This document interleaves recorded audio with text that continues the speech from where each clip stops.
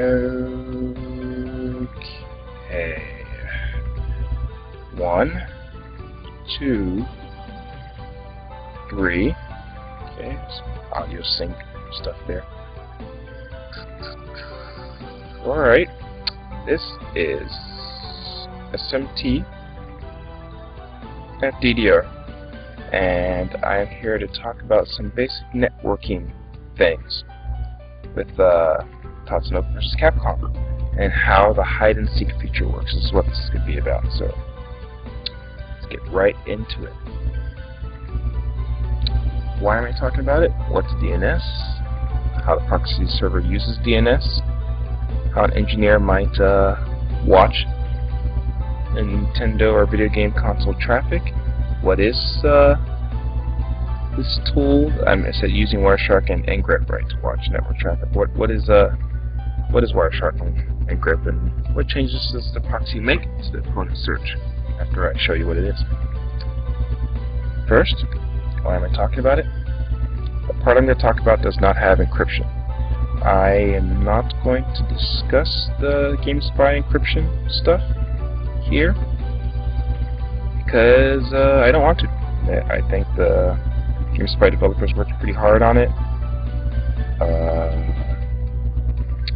and a lot of homebrew people already have kind of a bad reputation, particularly with a game called Modern Warfare 2 that caused a lot of problems. So we're not going to talk about encryption here.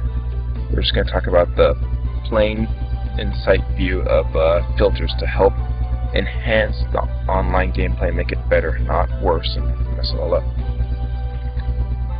What is DNS? DNS stands for Domain Name Server. So if you go to a website like YouTube,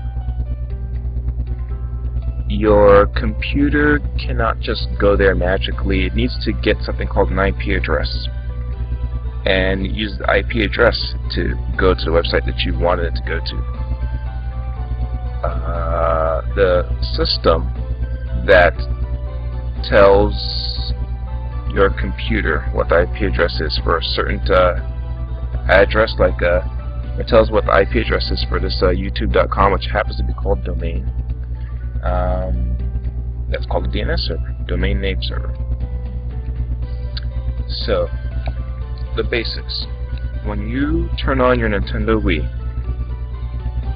you see your Nintendo Wii is going to go online and ask for the different servers that are required for Tatsunoko versus Capcom to function properly online. One of those servers happens to be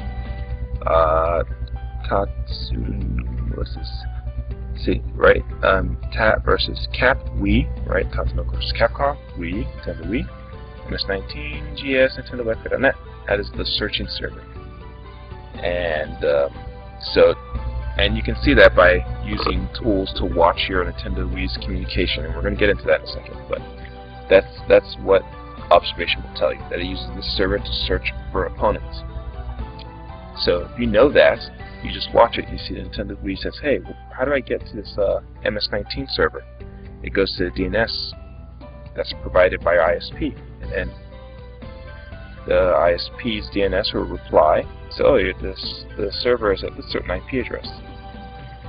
And finally, number 3, it goes to the IP address that was given, and start communicating and ask that IP address what opponents are available for this game. Right? Think about this as like if you want to go to a restaurant, if your friend says, "Oh, can you meet us at Super Guy Sushi House?" You can't do that if you don't know where it is. You need the address, just like a computer does, but the computer calls it IP address. But same thing with you. You can't just go to a place without really knowing where it is. And the same thing with the computer. And that's it. It's really kind of simple if you think about it that way. You can feel free to look up more stuff about DNS, but that's pretty much how it works. You can't, just like a human being can't go to some place without throwing an address. You can't just jump in a taxi and say, take me to my cousin's house, because your taxi driver is not going to know where your cousin is. You have to tell him. He's going to ask you what's the address, and that's how you get there. So, now, here's a modification when you're using the proxy. Number 1, The Wii, instead of going to the DNS server that's provided by our ISP, say like Comcast, AT&T, whatever, you're going to go into your Wii settings and change its primary DNS to point to the proxy server. When that's done, when your Wii needs to ask for an IP address for a certain domain, instead of asking your ISP, asks the proxy. The proxy, which is set up by me, can reply with anything I want it to because I set it up and it belongs to me. So what happens is, it works like any other DNS server. It'll usually give you the right answer 99% of the time, except for this game. It gives the wrong answer. So let's see, in this number 2, instead of giving it the real IP address, it returns the IP address of the proxy server. It's returned to the Wii. So now, when the Wii needs to communicate to MS-19, instead of going straight to MS-19, it ends up coming back to the proxy server, because that's what I told it in the DNS response. That's what I told the Wii. So now, the proxy server is waiting for that communication, and when it sees it, it'll take whatever the Wii sends it, and send it through to the real MS-19 server, and then that server replies back to the proxy server, and then sends it back to the Wii. So the Wii is running as a term you might use as middleman, or the term you might really use here is proxy. That is actually what a proxy means. It means you're running middleman. And the only difference is here is I'm going to make a few modifications here and there to the communications, which change the behavior of things. How would an engineer do this kind of stuff? How to even write any code? I have to see what the Wii is doing to begin with. I can't just start at my keyboard and start writing code. This is not like right? Let's see, what kind of decisions do I have to make? Right? How does any enthusiastic homebrew developer accomplish such a task? This is not like Hollywood. Hollywood, you might see somebody just run up to a computer and slam the keyboard, and all of a sudden he has access to the world's nuclear plants, or the world's, I don't know, there's just access to all the security cameras in the bank, some weird thing like that. Hackers always have magical powers and they can control everything in the movies. It's really not like that. In the real world, hackers can spend months working on a project, and also in movies and in even regular everyday evening news, the word hacker gets a very bad name, as somebody always meaning mischief, and really in technical circles you'll find out that it really just means enthusiast, and someone who just likes to push the limits, try new things. It doesn't even necessarily have to be about computers, just anything in life. The only thing is, on the news, it's not popular to talk about good things. News only gets ratings when we talk about bad things. So, without getting onto some kind of political tangent here, we'll go back to this anyway. You can't just magically do stuff at your keyboard and make everything happen the way you want. It takes months of research, usually, to do anything of any real importance, and you may find the code itself when it's time to write code, whether you like to write code in C or Python or Ruby or Java or whatever you like to write. You might find that code take only maybe an hour to write, when the research to write the code took you months. Look at hexadecimal values. I'm going to talk about that hexadecimal value thing is pretty soon.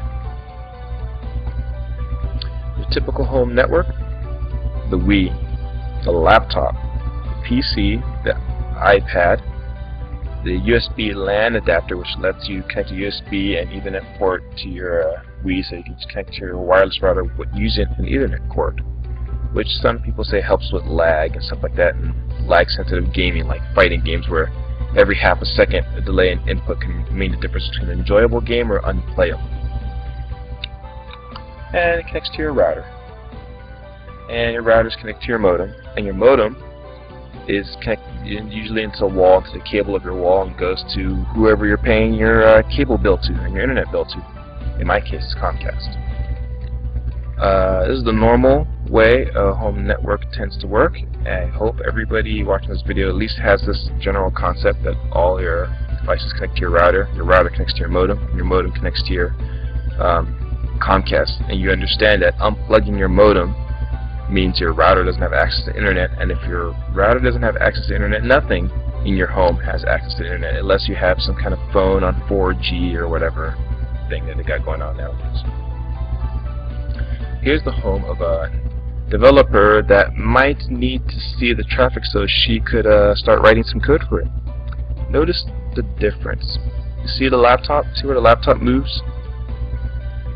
So what happened here is the Ethernet port that comes from the Wii LAN adapter from the Wii connects to your laptop, into your laptop's Ethernet port, and then your laptop connects to your wireless router with the wireless antenna. And you may be thinking that this is impossible, like my laptop can't do that. And under normal conditions, your laptop will not do this. The reason this works in this situation is because this laptop is running an operating system called Linux. I don't know if you could do this in Windows. Mac has something called internet sharing, which I believe attempts to do something like this. I have seen it work before, so I find it sometimes it works, sometimes it doesn't. Sometimes the Mac falls offline when you try and do this, but I have seen it work. So I don't know exactly how to guarantee that, but I know that with Linux I can get this to work 100% of the time, and I understand how it works and why it works. Also, the reason I use the wire, the Ethernet LAN adapter, one is for the lag, for gaming in general, but two, if there's a I can't use the wireless because I would normally do that, but there's a program called Airbase that lets your laptop become a wireless access point, and then you can use Ethernet to connect to the internet. And I could have had the Wii connect wirelessly to my laptop, but Airbase seems to have some bugs, and I think there's some disagreement between the maintainers of Airbase and the maintainers of the Linux kernel network stack, and agreement on whose bug is what. And in the meanwhile, Airbase sometimes has some difficulties being able to negotiate the connection with other devices. I find that, for one, the Wii can never connect wirelessly to the laptop using Airbase. I can never get out to work. But doing it this way, using a program called DHCP, and have a configuration file that waits on Ethernet port, that connection always works with everything, which is very important.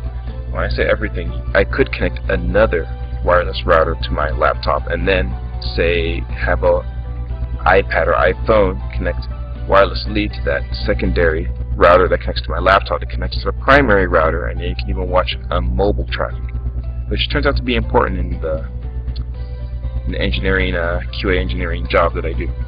But anyways, what this is, Ethernet port, DHCP to give it an IP address on its own little subnet here, and because it's its own little subnet, and that's some more network jargon, this router won't know about this little subnet here, and the way I get this traffic to go through is using IP forwarding. It's something called masquerade, which is kind of complicated, but basically it changes the IP address of whatever the Wii was assigned by this program to be the IP address that the router assigned to this laptop. So the wireless router just thinks it's the laptop, and the laptop can send it back this way down here to the Wii.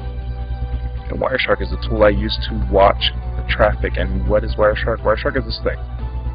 And this thing happens to be the example of watching the battle search filter happening for Tatsunoko's Capcom. And that's the end of this slideshow.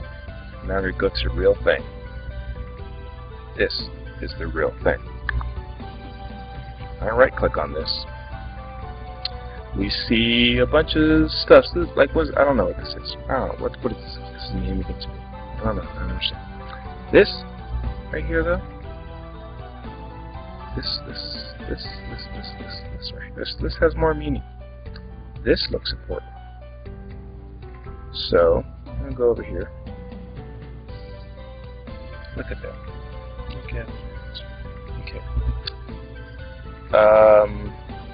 Sometimes it's important to look at this binary data though. See this number right here? From experience of other networking stuff in the past, I happen to know that this number might be important, and it might be a checksum, because that's where checksums tend to belong near the beginning. So I'm going to take this number, which is a hexadecimal. Okay. And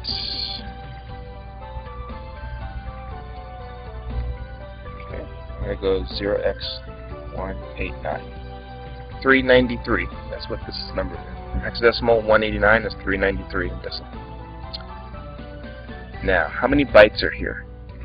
1, 2, 3, 4, 5, 6, 7, 8, 9, 10, 11, 12, 13, 14, 15, 16. 16 in every line. Okay? Okay? 16 in every line. And how many lines? 1, 2, 3, 4, 5, 6, 7, 8, 9, 10, 11, 12, 13, 14, 15, 16, 17, 18, 19, 20, 21, 22, 23, 24. 24. 384. So that means it's 384 bytes here. Now how about this last set here? 1, 2, 3, 4, 5, 6, 7, 8, 9. And as we know, that 384 plus 9, 393. So, you know what this tells me? This is a checksum, and that's important actually, because I'm going to make changes to this filter and I need to recalculate that checksum, or otherwise I'll probably have errors and the Nintendo Wii will probably go offline. So when people communicate, when a proxy server is communicated with me, and by me I mean the proxy server, what it has to do is change this filter and change that checksum.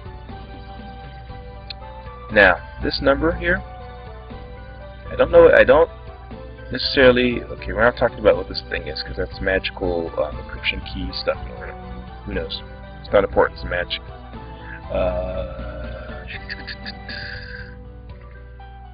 This right here, DWC PID not equal, that's what this means. If you're a coder, you'll know that this means not equal. Okay, so it's important. What is that number about? This is for me when I was searching for a battle. Now it turns out, I go to the best chart and I look up my own name here. See that number?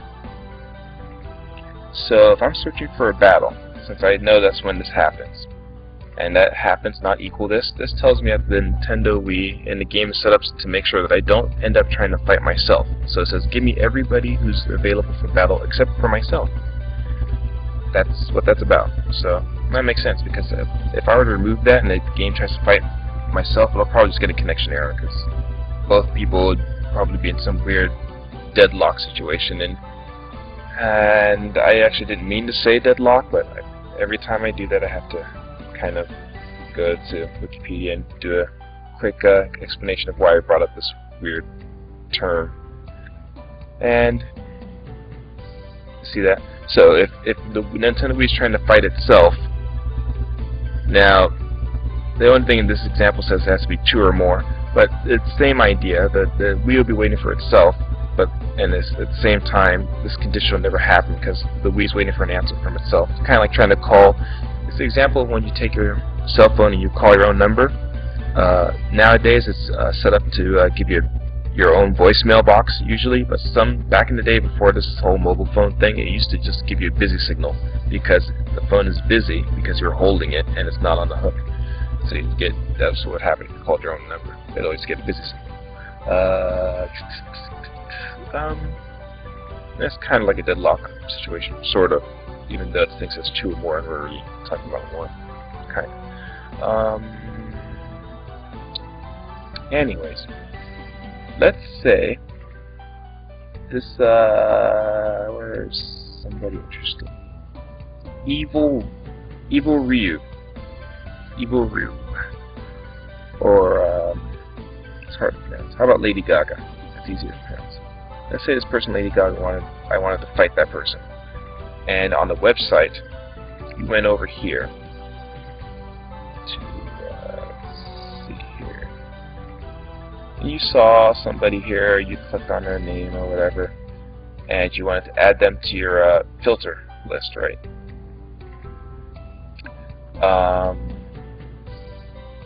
To do this, to fight that person, like you saw, let's say you saw him in this list, right? So you see him here somewhere. If you wanted to fight him, I have to change the filter. You'd add him to your filter, and what happens is when your Wii makes this search, I do this. It's just as simple as this.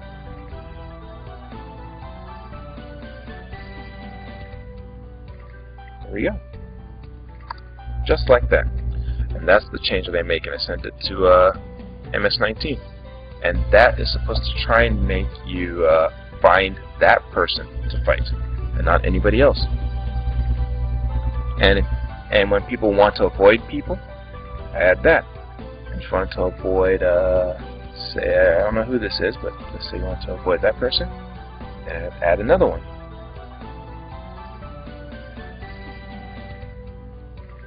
Let's see. And what I'd end up sending to Nintendo would look like this. So you see what's happening? See, that's the general idea. I just changed the filter, not equal, stuff like that. And also, let's see, I happen to know what some of these values. I don't know what all these values are, but I do know that this mode thing, mode 0 is ranked battle, mode 1 is free battle. I think mode 2 is friend battle, and mode 3 is rival battle. Maybe 2 and 3 are alternated or reversed there, but like that. Level is your rank. Level 0 is beginner. Level 26 is ultimate hero, and all the numbers in between are all the masters and kings, stars, and all that stuff. Don't know what this MP thing is about. Country, the CNT stands for country for short. Found that out by someone else's discussion of another game about that. So that's what happens here. I change it. And after I change those things, I have to add up all the numbers again so that I can calculate what the new checksum is. Checksum. Who said checksum? Did I mention that term before? Alright. I don't know if I mentioned that before. What's a checksum? So, checksum, usually a fixed size data point. I don't know if it's usually, I'm pretty sure it's almost always. It'd be very odd if it wasn't. Fixed block of data that usually something that helps you know if you got any errors. So if the Game Spy people need to know if they got all of this data properly, and that's what that's about, the checksum. So if I made this checksum short, I might get some kind of network error. Like if I put, let's say I miscalculated this, or I made a change to it, like I took out some things, or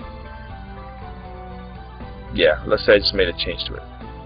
This, like, made this 190, so that would be, right, it would be 394, right, 390? For those who are not familiar with hex and decimal. Oh, wait a minute, not 390, that's right, hex the 16-based number, so you get A. So, yeah, that's right, that's right. So, 90 is what happens where you go A, B, C, D, E, F, and then you get to 90. What that would be. So